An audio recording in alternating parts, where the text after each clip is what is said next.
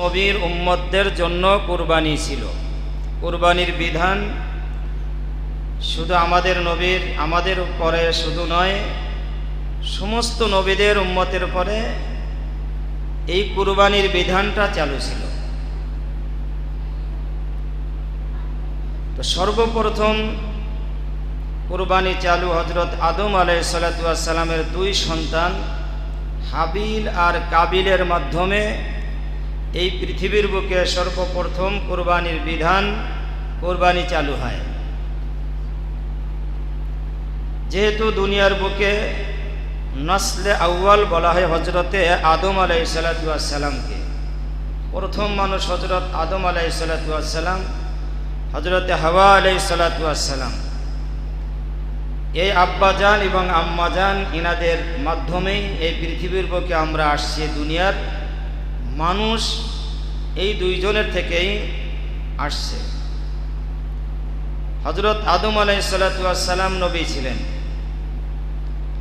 আল্লাহ পাক রব্বুল আলামিন হযরত আদমকে নবী হিসেবে দুনিয়ার বুকে প্রেরণ করলেন, প্রথম মানুষ, প্রথম নবী।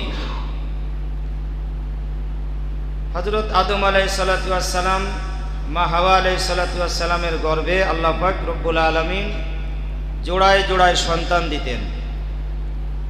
একজন ছেলে একজন মেয়ে জন্মগ্রহণ করতেন। তো আল্লাহর পক্ষ থেকে বিধান যে এক জোড়ার ছেলে তার পরের জোড়ার মেয়ে, পরের জোড়ার মেয়ে প্রথম জোড়ার ছেলে, এইভাবে আদম নবী আলাইহিস সালাতু ওয়াস সালামের পরে তেনার শরীয়ত দেওয়া হলো যে এইভাবে বিবাহ বন্ধনে আবদ্ধ হবে। তো হযরত আদম আলাইহিস সালাতু ওয়াস সালাম এইভাবে বিবাহ চালু করলেন। এক জোড়ার ছেলে আর এক জোড়ার মেয়ে, দ্বিতীয় জোড়ার ছেলে প্রথম জোড়ার মেয়ে, এইভাবে। যেহেতু মানুষ তো আর ছিল না, কেবল মানুষের সূচনা শুরু। তো আল্লাহর বিধান এই অনুযায়ী দুনিয়ার বুকে সন্তান, এরকমভাবে স্বামী স্ত্রীর বিধান, দুনিয়ার বুকে সন্তান আসতেছিল। তো হযরত আদম আলাইহিস সালাতু ওয়াস সালাম, হাওয়া আলাইহিস সালাতু ওয়াস সালামের 1 বছর যেই সন্তান জন্মগ্রহণ করলেন, এই দুই সন্তানের মধ্যে একজন যিনি ছেলে সন্তান জন্মগ্রহণ করলো তার নাম ছিল কাবিল, আর যেই মেয়েটা জন্মগ্রহণ করেছিল তার নাম ছিল আকলিমা। এর পরের বছরে যেই সন্তান, জোড়া সন্তান জন্মগ্রহণ করলো, ছেলের নাম ছিল হাবিল আর মেয়ের নাম ছিল লাবুদা। তাফসীরের কিতাবের মধ্যে আজকে সকালেও দেখলাম তাফসীরে জালালাইনের মধ্যে এই নামগুলো ছিল। তো নিয়ম অনুযায়ী এরা যখন প্রাপ্তবয়স্ক হলো, হযরত আদম আলাইহিস সালাতু ওয়াস সালাম তাদেরকে বললেন যে তোমাদের এই দুই জোড়ার নিয়ম হচ্ছে যে যেই জোড়ায় একজন ছেলে একজন মেয়ে হয়, এদের সাথে বিবাহ বন্ধনে আবদ্ধ করা যাবে না, বরং দ্বিতীয় জোড়ার সাথে হবে।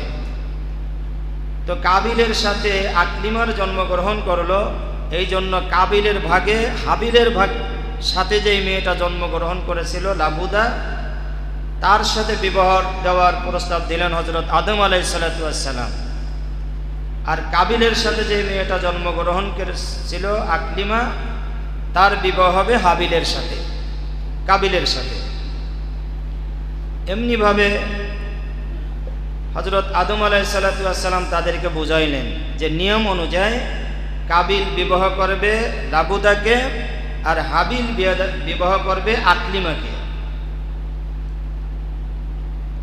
এখানে হযরত আদম আলাইহিস সালাতু ওয়াস সালামের এই প্রস্তাবকে কাবিল মানতেছিল না। কাবিল না মানার কারণ, কাবিলের সাথে যে মেয়েটা জন্মগ্রহণ করেছে আকলিমা, সে তুলনামূলকভাবে একটু সুন্দরী ছিল। এই সুন্দরী হওয়ার কারণে, চামড়া সাদা হওয়ার কারণে প্রথম ফিতনা সুন্দরের পিছনে এই পৃথিবীর বুকে শুরু লগ্নে ঘটতেছিল। সুন্দরের পিছনে তো সবাই পাগল, কি বলেন? এই সুন্দরী সুন্দরী নিয়েই গ্যাঞ্জাম শুরু হয়ে যায়। কাবিল হযরত আদম আলাইহিস সালাতু ওয়াস সালামকে বলতেছিল যে আব্বা আপনার এই প্রস্তাব আমি মানতে পারলাম না, কারণ আল্লাহ তো ভাগ করেই পাঠাইছে, জোড়ায় জোড়ায় পাঠাইছে। আমার সাথে যেই বোন জন্মগ্রহণ করছে ওকে আমি বিবাহ করবো, এটাই তো আল্লাহ মনোনীত করে আমার সাথে তার চেহারা ভালো করছে, এই জন্য দিছে। আল্লাহর এই বিধানটাকে সে সাথে সাথেই প্রত্যাখ্যান করলো। বলতেছে আমার সাথে যে বোন বিয়ে হয়েছে আল্লাহই তো পছন্দ করে আমার সাথেই দিছে, আমি তাকে বিবাহ করব। আদম আলাইহিস সালাতু ওয়াস সালাম বুঝাইতেছিলেন যে না, আল্লাহর বিধান এটা নয়, আল্লাহর বিধান এটা নয়। আল্লাহর বিধানের সামনে মাথা নত করতে হবে। মুত্তাকি বান্দা যারা হবে, হাজার সমস্যা হলেও আল্লাহর বিধান যেখানে আসবে, আল্লাহর বিধানের সামনে তার মাথা কি থাকবে? নত থাকবে। আর মুসলমানের শাব্দিক অর্থই হচ্ছে এটাই, আল ইসলামু গরদান নিহাদান বা তাআত। মুসলমান বলা হয় যে আল্লাহর বিধানের সামনে তার মাথাটাকে নত রাখবে। এখানে আল্লাহর হুকুমের বিরোধিতা করা যাবে না। আমরা মুসলমান, মুসলমানের অর্থ কি বুঝলাম? আল্লাহর যখন যে বিধান, এই বিধানে কেন শব্দ বলা যাবে না, সাথে সাথে সেটাকে মেনে নিতে হবে। যেমন হযরত ইব্রাহিম আলাইহিস সালাতু ওয়াস সালাম গায়বে আওয়াজ শুনতেছিলেন, ইদ ক্বালা লাহু রাব্বুহু আসলিম, যে তুমি আত্মসমর্পণ করো। গায়বে আওয়াজ শুনল হযরত ইব্রাহিম আলাইহিস সালাতু ওয়াস সালাম। মাঠে ময়দানে উনি দুম্ব চড়াইতেছে, আর অন্য রাখালরাও ছিল। এই অবস্থায় একটা গায়বে আওয়াজ আসলো, আসলিম, ইদ ক্বালা লাহু রাব্বুহু আসলিম। আসলিম বলার সাথে সাথে তিনি কি বললেন? ক্বালা আসলামতু লিরাব্বিল আলামিন, আমি রব্বুল আলামিনের সামনে আমি আমার মাথাকে নত করে দিলাম, আমি মেনে নিলাম। সুবহানাল্লাহ। চিন্তা ভাবনা করেন আওয়াজটা কোথা থেকে আসলো। আসলিম শব্দ বলছে, সাথে সাথে বলে ফেলছেন আসলামতু লিরাব্বিল আলামিন। মুসলমানের সামনে কোরআন হাদিসের যখন যে বিধান আল্লাহর পক্ষ থেকে আসবে, কেন এই হুকুম, এটা বলার কোনো, কেন প্রশ্ন করার কোনো সুযোগ নেই। কাবিল কেন প্রশ্ন করে বসলো? আল্লাহর এই বিধানের অমান্য করতেছিল। হযরতে আদম আলাইহিস সালাতু ওয়াস সালাম অনেক বুঝাইতেছিলেন যে বাবা, আল্লাহর যে বিধান এটা তুমি পালন করো, এর মধ্যে তোমার রয়েছে কল্যাণ। আল্লাহর হুকুমের সামনে তুমি মাথা নত করো, কিন্তু সেটা মানতেছিল না। এই সময় হযরত আদম আলাইহিস সালাতু ওয়াস সালামকে আল্লাহ পাক রব্বুল আলামিন কাবা ঘর নির্মাণের জন্য নির্দেশ দিলেন যে এই মুহূর্তে তোমাকে কাবা ঘরে যাইতে হবে। তাফসীরের কিতাবের মধ্যে আসছে যে হজ পালনের জন্য অথবা কাবা ঘর নির্মাণের জন্য আল্লাহ পাক রব্বুল আলামিন হযরত আদমকে হুকুম দিলেন। তো হযরত আদম আলাইহিস সালাতু ওয়াস সালাম আবার নতুনভাবে তেনাদেরকে বুঝাইলেন, বুঝানোর জন্য চেষ্টা করতেছিলেন, তাতেও মানতেছিল না। তখন হযরত আদম আলাইহিস সালাতু ওয়াস সালাম বললেন, ঠিক আছে, তাহলে তোমরা দুইজনে কুরবানি করো।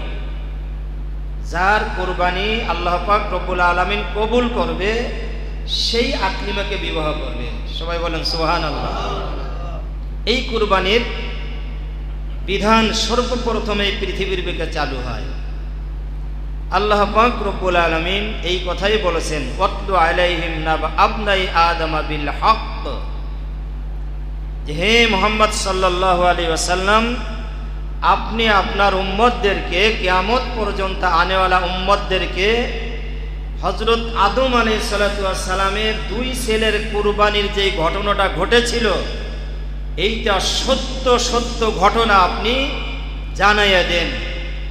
বিল হক বলছেন যে এই ঘটনার মধ্যে বাড়ানো যাবে না, কমানো যাবে না। বিল হক মানে বাড়ানো যাবে না, কমানো যাবে না।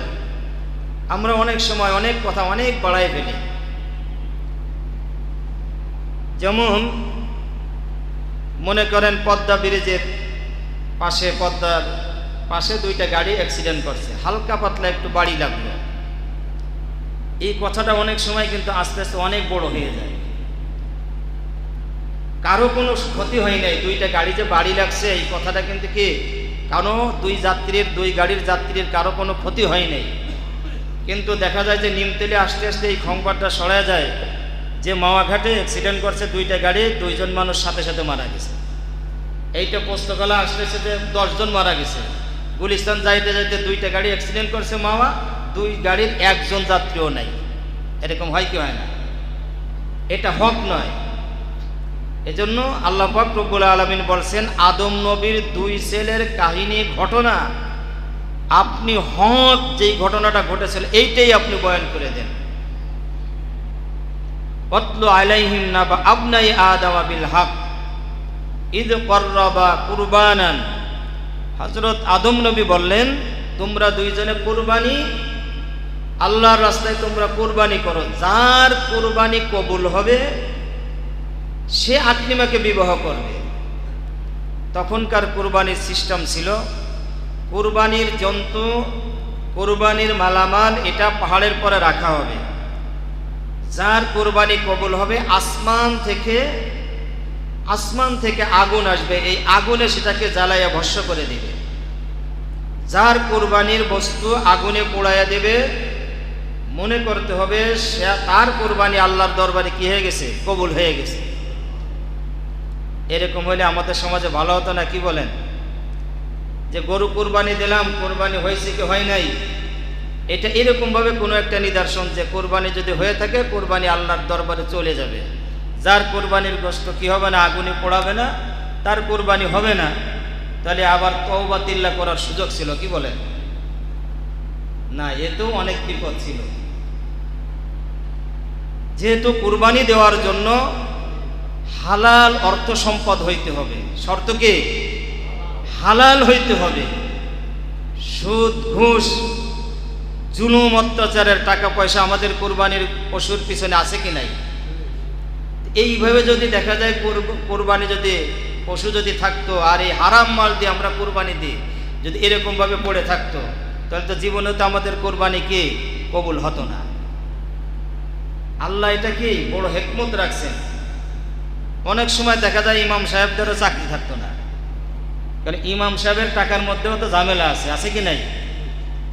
সারা দুনিয়ার মানুষের গরুর কুরবানি না হইলে সমস্যা ছিল না, কিন্তু আমার ইমাম সাহেব যার পিছনে 5 ওয়াক্ত নামাজ পড়ি তার গরুর যদি এরকম অবস্থা, তো ওই ইমামের পিছনে মানুষ নামাজ পড়তো নাকি?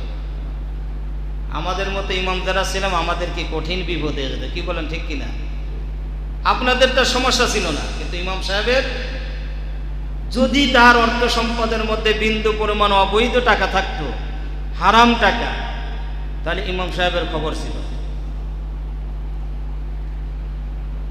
তখনকার সিস্টেম ছিল কুরবানির পশু আগুনে জ্বালায় দিবে। তো হাবিল ওখানে একটা দুম্বা, হাবিল এই গরু ছাগল দুম্বা এই সমস্তকে লালন পালন করত। এই জন্য সে দেখে শুনে সুন্দর একটা এই দুম্বা এনেই সে কি করলো, ওই পাহাড়ের পরে রেখে দিল। এই দুম্বটার চোখ ছিল বড়, শিং ছিল সুন্দর। এই জন্য কুরবানির গরু জবাই দিতে হলে তার চয়েস সৌন্দর্য হইতে হবে। যেই জিনিসটা আমি দেব এখান থেকে, আগে তো আমরা যখন ছোট ছিলাম মানুষ কুরবানির জন্য গরু কিন্তু যেটা এই শৈলে নিরিবিলে ঘুমাইলে শগুন স্বপ্নে দেখতো এইরকম গরু, দুর্বল এরকম দিত গরু।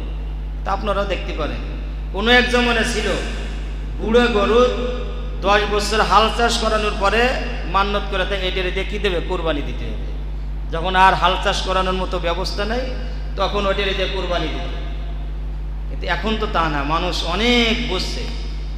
মানুষ এখন ভালো মোটা তাজা হৃষ্টপুষ্ট দেখে এখন মানুষ কোরবানি দেয়, কি বলেন ঠিক কিনা? তো গরু যেটা কোরবানি দিতে হবে এটার চয়েস পছন্দের মতো দিতে হবে। হাবিল যেই দুম্বটা এনেছিল তার চোখ ছিল বড়, খুব আকর্ষণ ছিল, আর শিংটাও ছিল খুব সৌন্দর্য। আল্লাহ পাক রব্বুল আলামিন তার এই দুম্বটাকে জ্বালায় দিল, তার কোরবানি কবুল হলো। আর কাবিল যেই শস্যাঞ্চল, সে ক্ষেত খামার করতো, সে কিছু গম, চাউল, ধান ইত্যাদি এই সমস্ত রাখলো, তার কোরবানি কবুল হয় নাই। তো যখন নাকি কোরবানি কবুল হয় নাই, এবার কাবিল এই আইন মানতেছিল না, যে না, হযরত আদম নবীকে ডাক দিয়ে বলে, আব্বা আমি তো কোরবানি করার আগেও আমার নিয়ত ছিল আমার কোরবানি কবুল হোক আর নাই হোক আমি আকলিমাকে বিবাহ করব। তো আল্লাহ যখন কবুল করে নেই, তা তো আমি এই বিধান আমি পালন করতে পারলাম না, আমি আকলিমাকে বিবাহ করবই করব। হযরত আদম নবী অনেক বুঝে শুনে বললেন, আমার মক্কায় যেতে হবে, তোমরা থাকো এই অবস্থায়, আমি আসার পরে তোমাদের একটা ফয়সালা আবার আমি করব। এই বলে তিনি বিদায় হয়ে চলে গেলেন, মক্কার দিকে আসলেন হজ পালনের জন্য। এইদিকে কাবিল চিন্তা করলো, আব্বা যদি আবার আসে তাহলে তো আবার তো একই কথা বলবে, সুতরাং আব্বা আসার আগেই একটা ফয়সালা করতে হবে। কি ফয়সালা করলো? ঘোষণা দিল যে আমার কুরবানি কবুল হলো না, তো সুতরাং আমার কুরবানি যখন কবুল হলো না, আমি হাবিল তোকে আমি হত্যা করে দেব। জোরে বলেন নাউজুবিল্লাহ। পৃথিবীর বুকে সর্বপ্রথম মানুষ হত্যা করার পরিকল্পনা শুরু হচ্ছে। তো যখন নাকি এই কথা বলতেছিল যে আমার কুরবানি কেন কবুল হলো না, আমি তোকে হত্যা করে দেব, কল আলা আক্তুল আন্নাক, যে আমার কুরবানি কবুল হলো না, তোর কুরবানি কবুল হলো, তোকে আমি হত্যা করে দেব। তখন হাবিল বলতেছিল, ভাই আল্লাহ পাক রব্বুল আলামিন যে মুত্তাকি পরেজগার মানুষ, তার কুরবানি আল্লাহ কবুল করেন। নিয়তের মধ্যে ঝামেলা থাকলে তার কুরবানি আল্লাহ কবুল করবে না। সুতরাং তোমার নিয়তের মধ্যে ঝামেলা আছে, অবশ্যই তোমার নিয়তের মধ্যে ঝামেলা বিদায় তোমার কুরবানি আল্লাহ কবুল করে নেই। কাবিল ডাক দিয়ে বলতেছে, ক্বালা ইন্নামা ইয়াতাকাব্বালুল্লাহু মিনাল মুত্তাকিন। আল্লাহ পাক রব্বুল আলামিন মুত্তাকিনের কুরবানিকে কবুল করবেন। আল্লাহ মুত্তাকিনের কবুল অর্থ সম্পদ, আল্লাহ মুত্তাকিনের কুরবানি কবুল করেন। সুতরাং আমি মুত্তাকি হওয়ার কারণে আল্লাহ আমার কুরবানি কবুল করেছে। ওকলে এত কাহিনী আমি শুনতে রাজি না, আমি তোকে হত্যা করব। কসম খেয়ে বসলো, আমি তোকে হত্যা করে ফেলবো। হাবিল বলতেছে, না, তুমি আমাকে যদি হত্যা করো, লা ইন বাসাত্তা ইলাইয়া ইয়াদাকা লিতাকতুলানি মা আনা বিবাসিতি ইয়াদিয়া ইলাইকা লিআকতুলাক ইন্নী আখাফুল্লাহ রাব্বাল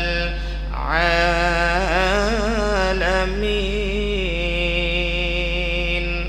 ও ভাই, তুমি যদি আমাকে হত্যা করার জন্য আমার দিকে হাত প্রসারিত করো, তুমি করতে পারো, তুমি আমাকে মারতে পারো, কিন্তু আমি হাবিল ধৈর্য ধারণ করব। আমি ঘোষণা দিলাম, তুমি যদি আমাকে মারো, আমাকে হত্যা করো, আমি তোমার দিকে আমার অন্যায়ের হাতকে আমি প্রসারিত করব না। সুবহানাল্লাহ। তুমি যখন নাকি আমাকে হত্যা করবা, তুমি হবা জালেম। কিয়ামতের ময়দানে তুমি জালেম হিসেবে উঠবে, আর আমি মাজলুম হিসেবে উঠব। আমি মাজলুম যদি হই, আল্লাহর দরবারে আমার কোনো হিসাব দেওয়া লাগবে না। আল্লাহ পাক রব্বুল আলামিন আমাকে বিনা হিসেবে জান্নাত দান করবেন।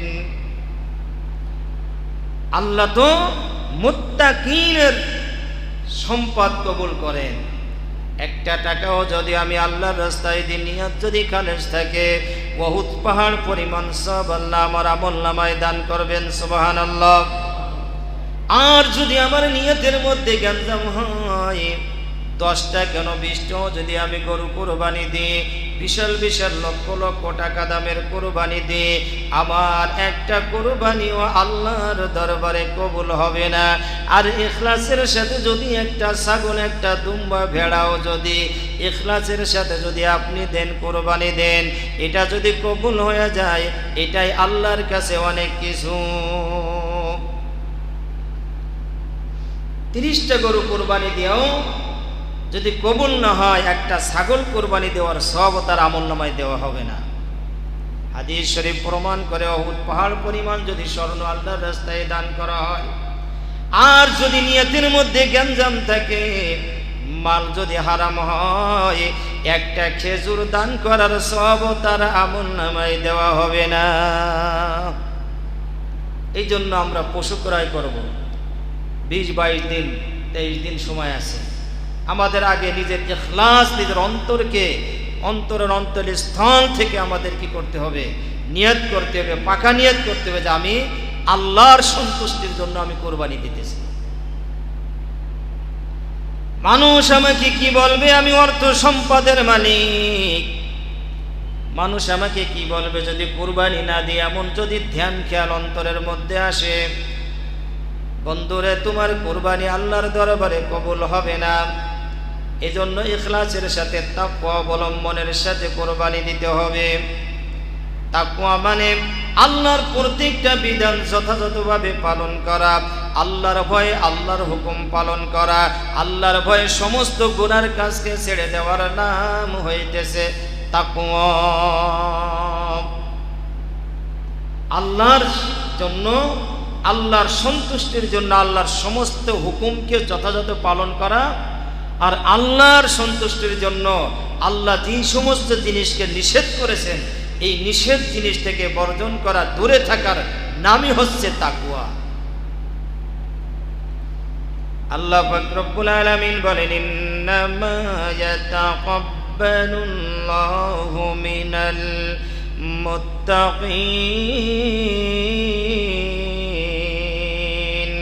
আল্লাহ পাক রব্বুল আলামিন কুরবানি তো ওই ব্যক্তির কুরবানি পছন্দ করবেন, কবুল করবেন যেই ব্যক্তির মধ্যে রয়েছে তাকওয়া, আল্লাহর ভয়, আল্লাহর সন্তুষ্টি রয়েছে, ওই ব্যক্তির কুরবানি আল্লাহর দরবারে কবুল হবে।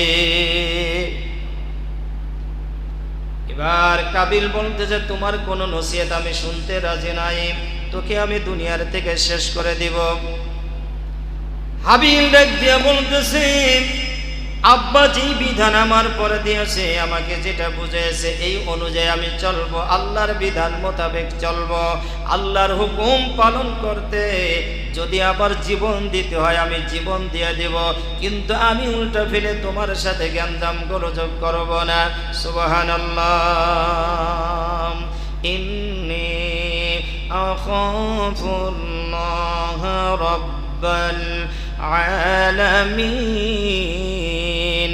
আমি দুনো জাহানের মালিক আল্লাহ পাক রব্বুল আলামিনকে ভয় করে, সুতরাং তুমি মারলে মারতে পারো, আমি তোমার দিকে হাত প্রসারিত করব না। এবার হাবিল বলতেছে, ইন্নী উরিদু আন তাবুআ বিইসমি ওয়া ইসমিকা ফাতাকুনা মিন আসহাবিন নার। হাবিল ডাক দিয়ে বলে, ভাই তুমি তো আমাকে হত্যা করলে, তোমার বড় গুনাহ হবে। আমি তো চাচ্ছি আমার গুনাহ তুমি বহন করবে, আর তোমার গুনাহ বহন করবে, এই অবস্থায় তুমি জাহান্নামে চলে যাবে। সুতরাং এখনো তুমি ফিরে আসো, আমি তোমার দিকে হাত প্রসারিত করব না, তুমি আমাকে মেরো না। এই বিধান, আল্লাহর বিধানের সামনে তোমার মাথাকে নত করো। কিন্তু সে কোনো অবস্থায় মারতেছিল না। বোঝা গেল এই পৃথিবীর বুকে সর্বপ্রথম মানুষ মার্ডার হওয়া, খুন হওয়া কার জন্য? নারীর জন্য। কি বলেন? মহিলার জন্য না, আকলিমার জন্য। আকলিমাকে নিয়েই, এই মানুষ মহিলাদেরকে নিয়েই সর্বপ্রথম ফিতনা এই দুনিয়ার বুকে শুরু হয়েছে। আর হাদিস শরীফের মধ্যে নবীজি হুজুর পাক সাল্লাল্লাহু আলাইহি ওয়াসাল্লাম বলেন যে আমার উম্মতের জন্য সবচাইতে বড় বিপজ্জনক জিনিস যেটা আমি রেখে আসছি সেটা হচ্ছে এই মহিলা জাতি। আজ থানায় কোর্ট কাছারিতে যান, হাজার হাজার মামলা শুধু এই মহিলা সংক্রান্ত ব্যাপারে নিয়ে, মহিলাদেরকে নিয়েই কোর্ট কাছারিতে বলেন, আদালতে বলেন, এই নিয়ে এই বিচার আচার সব এই মহিলাদেরকে নিয়ে এই ঝামেলাটা বেশি। কি বলেন, ঠিক কিনা? এবার কাবিল বড় চিন্তা করতেছে কিভাবে আমি ওকে হত্যা করব। ইতিপূর্বেতে কোনো মানুষ ইতিপূর্বে ইন্তেকাল হয়নি, কেউ কাকে হত্যা করে নাই, সিস্টেমটা এবার কাবিল জানতেছে না। ও প্রতিজ্ঞা করলো যে আমি তোকে মেরে ফেলবো। না, মারবে কিভাবে? মারার তো একটা সিস্টেম লাগে। ইবলিস শয়তান সামনে হাজির, দরবেশের বেশে। ইবলিস শয়তান তসবি একটা নিয়ে লম্বা জামা গায়ে দিয়া ওখানে হাজির হয়ে গেছে। ইবলিস শয়তান যায়া এখানে যায়া এক শয়তান এই সাপের আকৃতি ধারণ করেছে, আর একটা কি মানুষের আকৃতি হইয়া একটা সাপ পাথরের পরে এরকম ভাবে লাফালাফি করতেছে। আর একজনে দেখলো কি একটা পাথর তুলিয়াম নিয়ে সাপের পরে এমন ভাবে আঘাত করছে যে সাপটা সাথে সাথে শেষে গলিয়ে একেবারে মারা গেল। এবার কাবিলের মধ্যে এই তো ওর মারতে তো সমস্যা হবে না, ও যখন ঘুমাবে, আমরা তো দুইজন জঙ্গলে। পাম্পট্টি দিয়া কাবিল হাবিলকে নিয়ে জঙ্গলে চলিয়া যায়। তখন তোয়া বেলাবেল মানুষ ছিল না। দুই ভাই একই সাথে গলায় গলায় ধরে এবার দুইজনে ওই পাহাড়ের পরে ওই পাথর মাথায় দিয়া ঘুমিয়ে পড়েছে। কাবিল তো ঘুমের ভাম ধরিয়া আছে, হাবিল তো ঘুমিয়ে পড়েছে। এবার উঠিয়া ওই যে সাপ মারার যে সিস্টেমটা ছিল, এবার কাবিল গণ্য বড় একটা পাথর নিয়ে হাবিলের মাথার পরে এমন একটা আঘাত দিল, সাথে সাথে মাথা ভাঙ্গিয়া চুরে চুরমার হইয়া হাবিল লাফাইতে লাফাইতে ওখানে ইন্তেকাল করলো। ওখানেই মারা গেল। জোরে বলেন নাউজুবিল্লাহ। এবার যখন মারা গেছে, কাবিল এখন টেনশন করতেছে, ইতিপূর্বে তো কোনো মানুষ মারা যায়নি, কি ব্যাপার? এতক্ষণ আমার ভাই লাফালাফি করলো, এখন তো লাফালাফি করে না কেন? বড় টেনশনে পড়ে গেছে। এই জন্য ও এখন কান্দাকাটি করতেছে, কি হলো আমার ভাই? এ তো নড়ে না চড়ে না, কিন্তু ও তো মারা গেছে। এবার বড় দুঃখিত হলো আর আফসোস করতেছে, লাশ ঘাড়ে নিয়ে নিয়ে ঘুরতেছে। বাড়িতেও যাওয়া যাবে না, যদিও বাবা বাড়িতে নাই, মা তো আছে, অন্য ভাইয়েরা আছে, আমার পরে আঘাত করবে, আমাকে তারা ভৎসনা দেবে, কি করা যায়? এই জন্য ভাইয়ের লাশ কাঁধে করে এলাকার মধ্যে ঘুরতেছে। فطوعت له نفسه قتل أخيه فقتله فأصبح من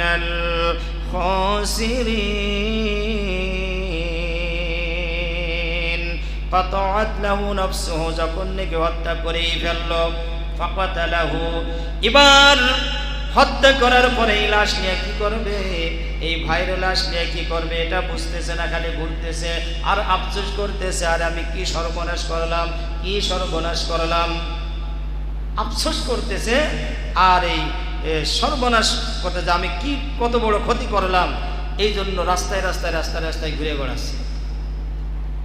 এবার আল্লাহ পাক রব্বুল আলামিন দুইটা কাক পাঠিয়ে দিল ওখানে, দুইটা কাক পাঠায় দিল। এই দুইটা কাক কি করলো? দুইটা কাক মারামারি করে, পাখিতে পাখিতে মারামারি করে না, দুইটা কাক ঠকাইতে ঠকাইতে একটাকে মারিয়ে ফেললো। মারিয়ে ফেলাই কাবিল আবার দূর থেকে দেখতেছে, তার চোখের সামনে দুইটা কাক এসে মারামারি করলো। একটা মারা গেল, পরে নিজের এই নখ দিয়া, পা দিয়া আর এই ঠোঁট দিয়া বালি সরাইয়া ওই ওই গর্তের মধ্যে রাখলো একটা কাককে, মরাটাকে রাখে আবার বালি চাপা দিয়ে আস্তে কাকটা উড়ে চলে গেল। এবার কাবিল দেখলো, ঠিক তো, তাহলে এইভাবে তো আমার ভাইকেও রাখতে হবে। এবার কাবিল কি করতেছে? আল্লাহ পাক রব্বুল আলামিন কিভাবে কাক পাঠিয়ে দিলেন দেখেন, আল্লাহ কোরআনের মধ্যে বলতেছেন। লাশ নিয়ে, ভাইয়ের লাশ নিয়ে ঘুরতেছে। এই অবস্থার পরে আল্লাহ পাক রব্বুল আলামিন দুইটা কাক পাঠিয়ে দিল। فبعث الله غرابا غرابا يبحث في الأرض ليريه كيف يواري سوءة أخيه فبعث الله আল্লাহ দুইটা কাক পাঠিয়ে দিল। এই কাক একটা যখন মারা হলো ওইটাকে মাটি খুঁড়িয়া কিভাবে নিজের ভাইকে দাফন করতে হবে এটা কাবিলকে শেখানোর জন্য আল্লাহ ওই কাক পাঠাইয়া দিল। ওই কাকটায় যখন নেকে মাটি দিয়া চলিয়া যায় কাইফা ইউরি সাওআতা আখি ভাইয়ের লাশটাকে কিভাবে দাফন করতে হবে।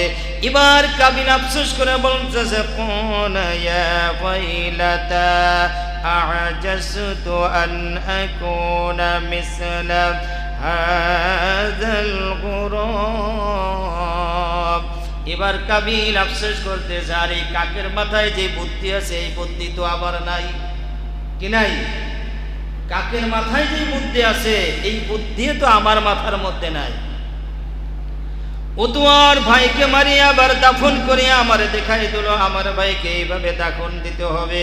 মুফাসসিরিনগণ বলেন যারা অন্যায়ভাবে একজন আর একজনকে হত্যা করে, যারা অন্যায়ভাবে কি করে একজন আর একজনকে হত্যা করে তাদের মাথার মধ্যেও একটা কাকের যে জ্ঞান আছে কিয়ামত পর্যন্ত যারা হত্যা করবে, যারা জালেম হবে এদের মাথায় এই জ্ঞান বুদ্ধি নাই।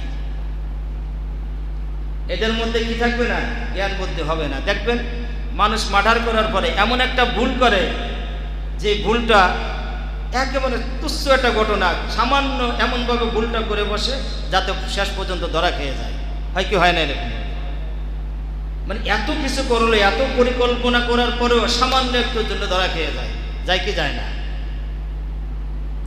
তো এই জন্যই যে যারা হত্যা করে একে অপরকে কিয়ামত পর্যন্ত এরা লানত প্রাপ্ত হবে আর এদের আকল জ্ঞান বুদ্ধি থাকবে না। শেষ পর্যন্ত ওর মরণটা এইভাবেই হবে। فبعث الله غرابا يبحث في الأرض ليريه كيف يواري سوءة أخيه قال يا ويلتى আফসোস করে বলতেছে কাবিল হাই আফসোস আজাজতু আন আকুনা মিসলা হাযাল গুরাব।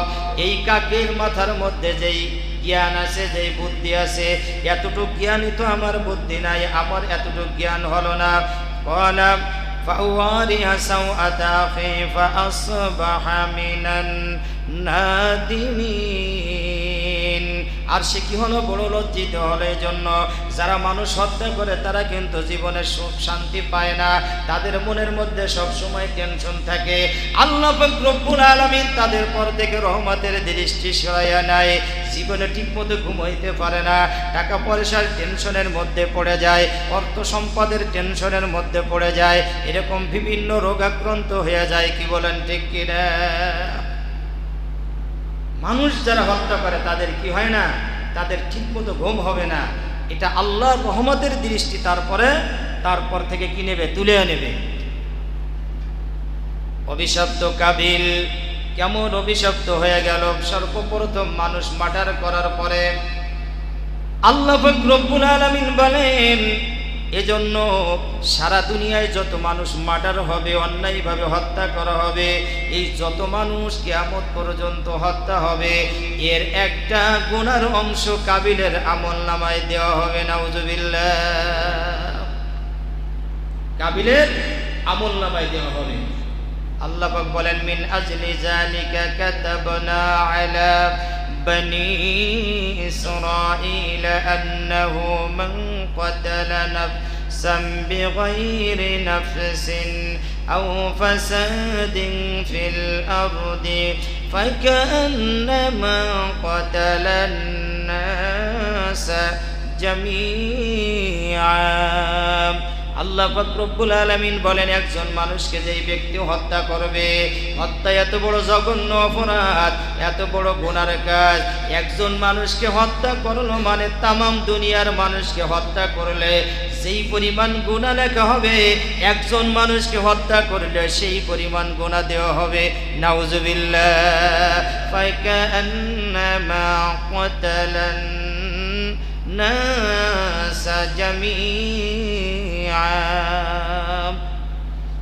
একজন মানুষকে হত্যা করলে সারা দুনিয়ার মানুষ হত্যা করলে যেই গুনাহ, এই পরিমাণ গুনাহ তার আমলনামায় দেওয়া হবে। বলতেছিলাম সর্বপ্রথম কুরবানি হযরতে আদম আলাইহিস সালাতু ওয়াস সালামের সন্তান হাবিল আর কাবিল থেকে সর্বপ্রথম কুরবানির সিস্টেম শুরু হয়। আমরা তো মনে করি হযরত ইব্রাহিম নবীর সন্তান থেকে, ইসমাইল থেকে, হযরত ইব্রাহিম নবীর থেকে সর্বপ্রথম কুরবানি। না, কুরবানি সর্বপ্রথম কুরবানি হয়েছে হযরত আদম আলা নবিয়িনা আলাইহিস সালাতু ওয়াস সালাম, তিনার ছেলে হযরতে হাবিল এবং কাবিলের থেকে সর্বপ্রথম কুরবানির সিস্টেম এটা শুরু হয়েছে। তো কার কুরবানি গ্রহণ করা হলো, কবুল হলো কার কুরবানি? যার মধ্যে রয়েছে কি মুত্তাকি হাবিল, যে তাকওয়া অবলম্বন করেছিল, যার মধ্যে তাকওয়া ছিল, তার কুরবানি আল্লাহ পাক রব্বুল আলামিন কি করছেন? কবুল করেছেন। হাবিলের এই দুম্বাটাতে জ্বালায়া দিল। হাবিল যে দুম্বটা ইখলাসের সাথে দুম্বটা হাজির করেছিল, এই দুম্বটা তো আগুনে জ্বালায়া দিল। আগুনে জ্বালাই দেওয়ার পরে এই দুম্বটা গেল কোথায়? এই দুম্বটা গেল কোথায়? আপনি একজন ভিখারির হাতে 5টা টাকা দেন, এই টাকাটা যায় কোথায়? আপনি একজন মানুষকে, অসহায় দরিদ্র মানুষকে কিছু টাকা দিলেন, পয়সা দিলেন, খাবার খাওয়াইলেন, এই খাবারগুলো যায় কোথায়? হাবিলের দুম্বা প্রমাণ করে এটা স্বয়ং আরশের মালিক আল্লাহ পাক রব্বুল আলামিনের কুদরতে হাতে পৌঁছে যায়। এর বিনিময়ে আল্লাহ পাক রব্বুল আলামিন একদিন দিবেন। হাবিলের দুম্বাটা আসমানে চলে যায়, আল্লাহর দরবারে কবুল হয়ে যায়। আমরা যে আমল করি, যেই টাকা দিই, পয়সা দিই, আল্লাহর রাস্তায় দিই, মসজিদে দিই, মাদ্রাসায় দিই, এতিম অসহায় দরিদ্র মানুষদেরকে আমরা দিই, আমাদের একটা টাকাও বৃথা যায় না। ইখলাসের সাথে যে আমল আমরা করব, এটা মাওলা পাকের দরবারে আরশে মুআল্লায় পৌঁছিয়া যায়।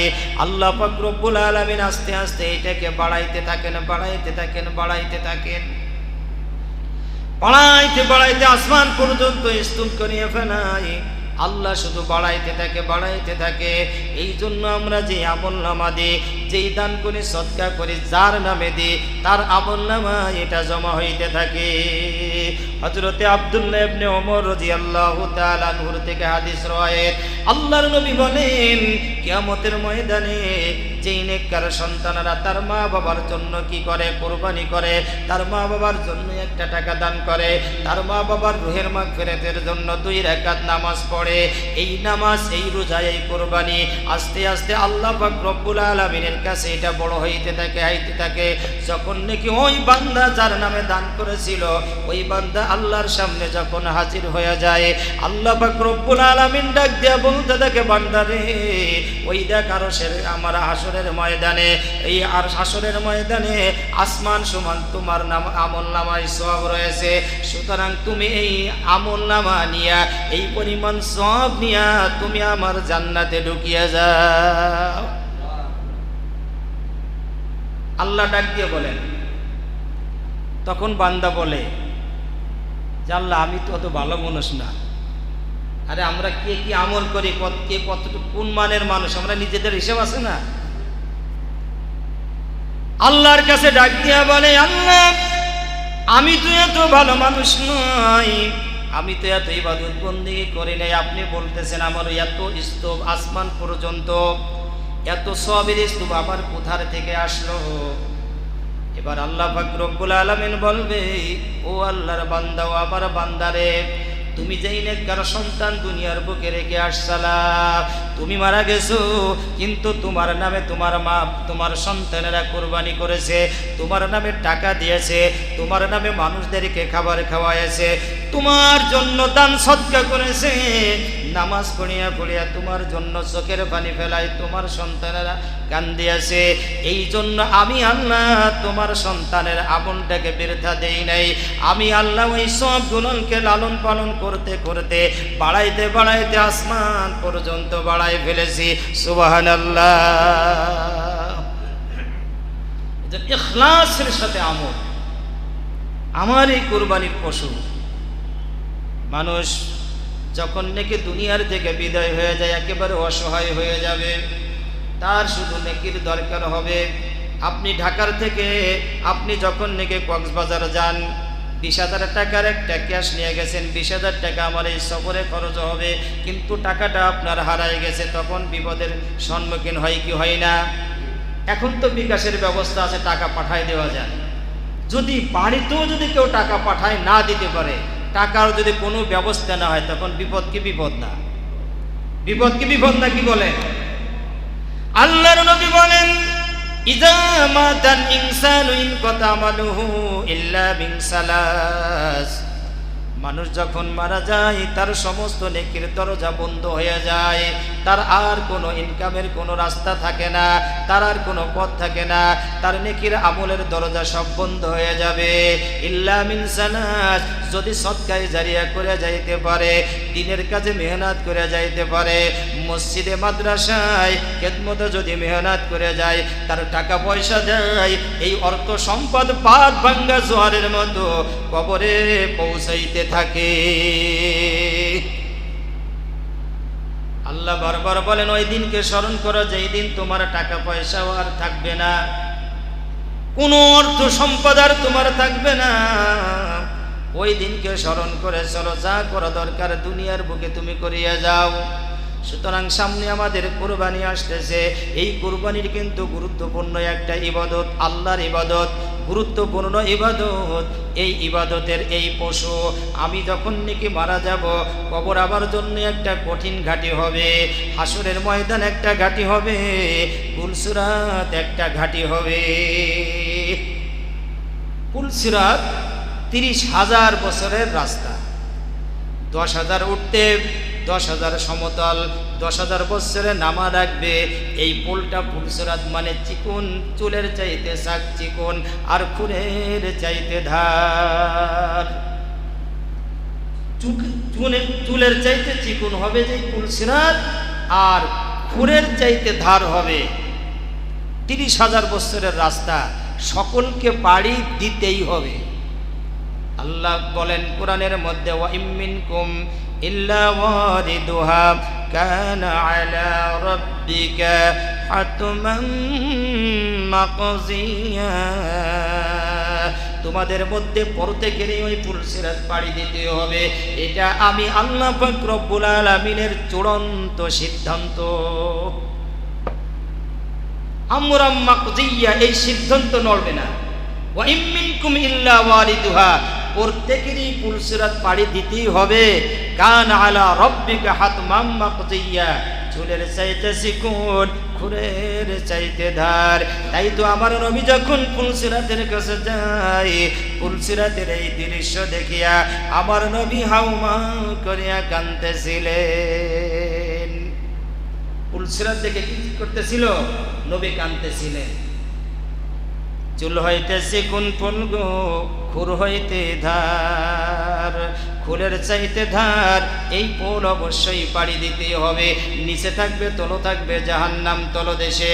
আপনার কুরবানির পশু যদি তরুতাজা হয়, ইখলাসের সাথে যদি কুরবানি করতে পারে, এই কঠিন বিপদের সময় আপনার কুরবানির পশু পুলসিরাতের ঘাটের সামনে চলে আসবে, ডাক দিয়ে বলবে, আল্লাহর বান্দা, লক্ষ লক্ষ টাকা খরচ করে ইখলাসের সাথে তুমি কুরবানি করেছো, কোনো টেনশন তোমার নাই, আমার পিঠের পরে বসো।